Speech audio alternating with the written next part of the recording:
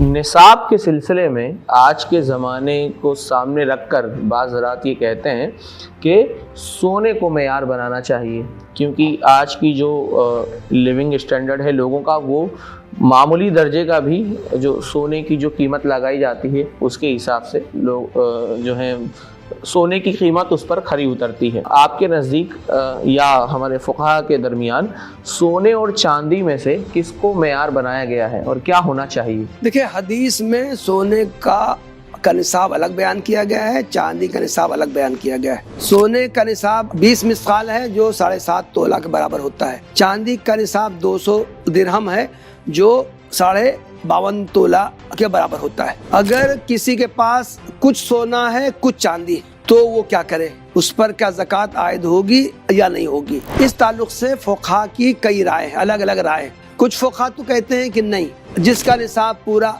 नहीं हो रहा है उस पर ज़कात नहीं। किसी के पास 7.5 तोला सोना से कम है उस पर ज़कात नहीं, 52 तोला चांदी से कम है उस पर ज़कात नहीं।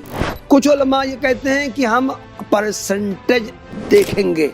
किसी के पास मान लीजिए कि 3 तोला सोना है, तो गोया कि वो मान लीजिए कि 40% हुआ निसाब का। जी।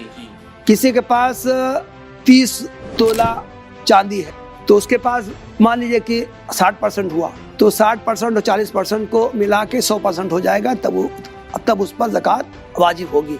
लेकिन बाज़ उलमा ये कहते हैं कि नहीं, दोनों को मिलाया जाएगा और उसके ज़रिए कोई एक निसाब पूरा हो जाए तो उसको ज़कात अदा करनी है। ये हनफी उलमा ये बात कहते हैं कि दोनों की मालियत को देखा जाएगा। अगर उससे कोई एक निसाब पूरा हो रहा है तो उसको साहिब निसाब समझा जाएगा। जिस ज़माने में ये निसाब बनाया गया था, सोने के 20 मिस्काल और चांदी के 200 दिरहम, दोनों की मालियत एक थी, लेकिन अब आहिस्ता आहिस्ता दोनों की मालियत में बहुत ज़्यादा फ़र्क हो गया है।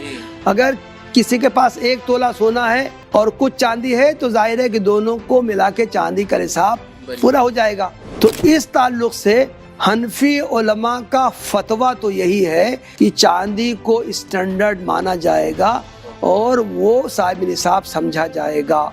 लेकिन आपने जो बात कही है, दूसरे उलमा बहुत से हैं जो वो बात कहते हैं कि मौजूदा दौर में सोना एक स्टैंडर्ड समझा जाता है, इसलिए मौजूदा दौर में सोने को स्टैंडर्ड माना जाना चाहिए। दोनों की मालियत को मिला के अगर सोने का निसाब पूरा होता है तभी उसको साहिब निसाब समझा जाना चाहिए।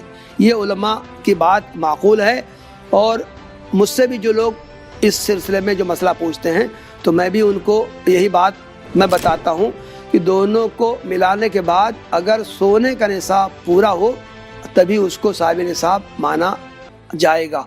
तो मैंने अर्ज़ किया जैसे कि उलमा का फतवा यही है, वो कहते हैं कि इसमें गरीबों का ज़्यादा फ़ायदा है, लेकिन ये बात पूरे तौर से सही नहीं है। हम गरीब लोगों को भी साहिब निसाब हम बना दे रहे हैं तो उनको भी तो परेशानी लायक होती है। इसलिए सही बात यही है कि मौजूदा दौर में सोने को स्टैंडर्ड बनाया जाना चाहिए।